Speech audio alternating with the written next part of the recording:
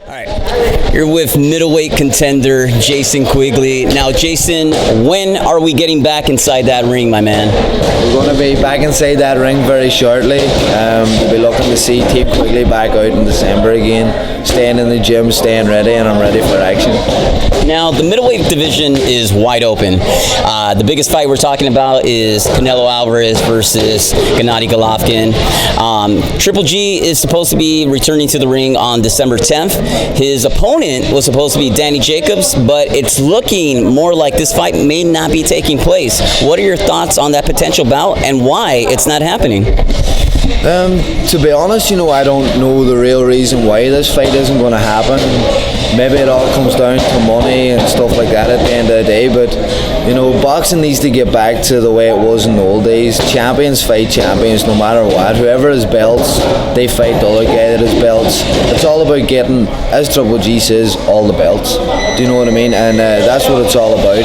It's about being world champion, not only being world champion, but being the best out there and being a multiple world champion. The Danny Jacobs fight, who do I think wins it? I think Triple G wins that fight. But can Danny Jacobs feel like a real champion, with that WBA belt if he doesn't fight Triple G as well? So it's going to be a great fight. If it ever happens, it might not happen now with the way things are going. Reasons why, we don't know. I hope it does get made because it's going to show who the real middleweight champion is out there. Now, let's talk about prize fighting. You are prize fighters. You guys fight for a prize. You guys fight for money. We understand that. You're here to make money. You're here to make a living. However, like you just mentioned before, a lot of fighters aren't fighting for the legacy. They're fighting to keep that undefeated record. They're fighting to make sure they get that next big payday. We don't see any fighters really willing to take the risk or going to take that risk to become something great or to get a bigger fight, a bigger money fight. You got a fighter here by the name of Jesse Magdaleno who's fighting for a world title on November 5th, and he's not taking the easy route. He's fighting a proven and probably one of the best of our era, Nonito Donaire. And Nonito Donaire seems like he's got his head back inside that game. He seems like he's motivated and ready to prove that he's still one of the best fighters on this planet. What are your thoughts when you see fighters such as Jesse Magdaleno, who's willing to prove himself at such a relatively young age, at such a relatively young start to his pro career, and you see other fighters like Danny Garcia who are accomplished champions but yet aren't really doing anything in the sport to get more fans, and if anything we're losing fans? Yeah, obviously Jesse's a great friend of mine. He trains here in the gym alongside me and everything, and these are opportunities that you have to take. These are the opportunities that come along that can prove your greatness, prove your champion spirit and everything like that. For me, when I'm grey and old, I want to look back and I want to say I fought the best, I beat the best, and I was the best. I don't want to look back and say that I picked this fighter or I picked that fighter and I worked my way around being a world champion. I want to fight the best, I want to be the best, and I want to know when I go to bed at night time, when I put my head on that pillow and go to sleep, that everything's clear in my head, that I know that I was in with the best, I fought the best, and I beat the best. That's what it's all about to me. But also, of course, to get to that level, you have to be smart, and that's why it's important to have a great team around you, because I think most fighters just want to fight the best and biggest fights. It can come down to a lot of teams on the outside guiding them here and guiding them there, which is correct. It's a living, it's a dangerous sport as well. You got to make your money, and you want to come out here you want to come out of this sport being able to talk right and to be able to still be all switched on upstairs and everything like that, and that's what's most important, to be able to come out of this sport at the end of it with money in the bank, being a world champion, and having all your health there as well. What are your thoughts when you think of, and I know we just mentioned this before, but Floyd Mayweather, he's fabricated this blueprint of retaining an undefeated record. Fighters feel that without an undefeated record, you're not going to get those big money fights. There's so much money to be made. Why would any fighter want to risk his undefeated record? That's basically just down to the fighter themselves, deep down in their heart, what they really want. If they're going to be a true warrior, a true champion, a true great and go into the history books, doesn't matter what their team says around them, they're going to want to fight the best out there. They're going to want to get into the ring with the best out there, and that's the way I feel. I want to get into that ring with the best man on the planet and see where I'm at and to see how good I really am for myself, not for nobody else, just for myself. You know, and Floyd Mayweather, people are looking at him like he's been the best man ever, and his record, everything shows that. The money he's made, when he gets into that ring, and when I look at him as a fighter, I look at him as one of the most smartest fighters out there. You know, very, very smart, very, very smart, and you know, very intelligent in the ring. And I think that's very important. You know, as a fighter, he's coming out of the game, one of the most wealthiest sportsmen in the world. You know, he's fit, he's healthy, he looks clean. You know, that's the perfect way to play the boxing game.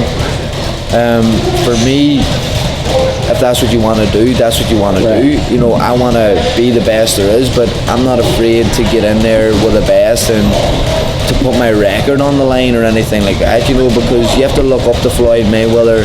He did fight some great fighters in his time, and he put his record on the line. You know what I mean? It's not as if that he protected his record all throughout his career. He fought some great fighters. He put his record on the line. He might have picked the times when it suited him, but if you can get away with that, why not? Right. So you're looking to fight in December. Opponents? There's been no opponents or nothing named yet. It's all in the pipeline. It's all in the works right now. Hopefully in the next week to 2 weeks there'll be an announcement of date, place, opponent, everything like that. And you know, it's exciting times, and I'm looking forward to it very much. Now, Curtis Stevens is going to be fighting an opponent that you fought, I believe, in your last fight against De La Rosa, correct? Yeah. Correct. What do you think of that fight? How's that fight going to play out? And if Stevens is victorious, could we possibly see a fight between the two of you? Yeah, why not? You know, it depends on how far these guys get in their career. If they go down one path and I go down one path, I'm sure we're going to end up crossing paths at some stage. For me, you know, out there, I don't look at anybody and be like, I want to fight him or I want to fight them. The only reason I want to fight these guys is the guys that have belts, or the guys that's going to help me get to that position to fight for a belt. And for me, you know, it's going to be an interesting fight with De La Rosa and Curtis Stevens. I'm really looking forward to it. I'm very early on in my career as well, so it's going to be great to see how De La Rosa gets on with Stevens. Styles make fights too at the end of the day. You can't go by this fight and that fight to see how things go. So I'm interested in the fight. I'm looking forward to watching that fight. And who knows, if Curtis Stevens comes out victory, it could definitely be a fight down the line for me and Curtis, you know. So it's an exciting game. It's a long journey, and you know, I'm sitting in my seat, I have my seatbelt on, and I'm ready for this journey. I can't wait. Let's play the hypothetical game here. Let's say Canelo Alvarez has a fight set up for May against Lemieux. The fight falls through. Then he has a fight set up against Curtis Stevens. That fight falls through. Golden Boy scrambles to get an opponent. They come to you. Would you take that fight? Would I take the fight with Canelo? I'm a boxer. I train in this gym every day. You know, why wouldn't I? Do you know what I mean? It's a dream, it's a goal of mine to be world champion, to get a crack at the title against Canelo, one of the best fighters out there. I couldn't turn that down, you know what I mean? It's an opportunity that you would have to take. I'm so early on in my career. I'm hungry, I'm a fighter, I want to be the best, I want to be world champion, and when that opportunity arises, you know, I'm going to give it my all. I'm going to grab it with both hands and take that belt, you know. But at the end of the day, right now, is it going to be too soon in my career to fight Canelo? Yeah. Of course. But somebody comes up to me, I'm a fighter, I want to be world champion. Somebody says to me, Jason, we have a possible fight with Canelo. First thing is going to come into my head, yes, let's take it. Do you know what I mean? But I know my team around me mightn't think the same, and you know, everything like that. But I'm a fighter. I want to be the best out there. I want to be world champion. When that opportunity comes around, you know, I can't say no to that. How do you beat a fighter like Canelo Alvarez? What would you do inside that ring? And with Canelo, you know, you have to be very smart. He's a big puncher. You got to have a great defense. Mayweather, look what he did to Canelo. Exactly. You know, was Canelo young at the time as well? Of course he was. but still, what Canelo, what Mayweather Do you did. borrow a little bit of that blueprint that Floyd Mayweather set out how to beat Canelo Alvarez? Of course, do you know what I mean? Like, the man beat him very comfortably in my eyes, and to look back and to watch that, you have to take away, like, I'm a fighter, I have my own style, I do what I do. But why not look at the Muhammad Ali's? Why not look at the Sugar Ray Leonards, the Floyd Mayweathers? Take bits and pieces from each of their styles and add it to yours. You're not copying, you're not doing that. You're seeing what these great champions have done. These great champions have been to the top. They are the best out there, and they are the best in their era. Why should I not look at them, take things from them, and add it to my armor? It can only make me better.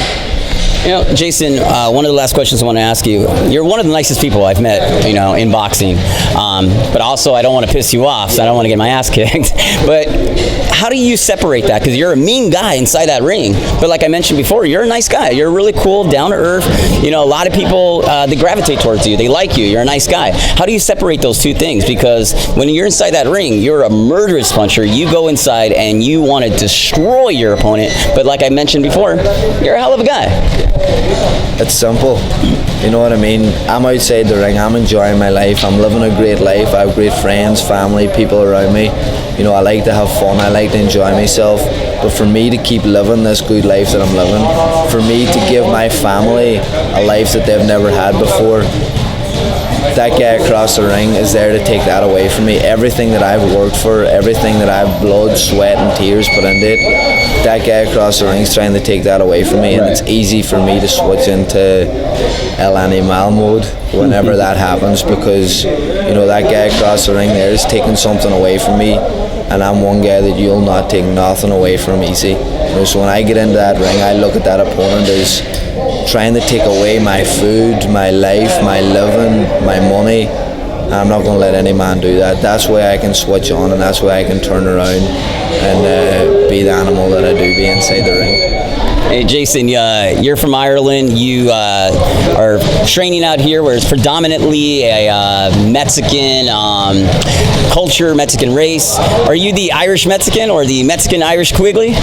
Yeah, you know, I'm starting to learn bits of Spanish and everything now as well. You know, me and all my Mexican fans, nearly all my friends out here have a Mexican background and are Mexican, so, you know, I'm definitely coming into the Mexican era over here, and I have some great Mexican friends, and a lot of people are saying, are you sure you're not some part of a Mexican inside you and stuff like that? So, you know, without a doubt, you know, I've really connected with all my Mexican fans and Mexican friends and everything out here. We click together, we get on well, and you know, I'm very happy with it.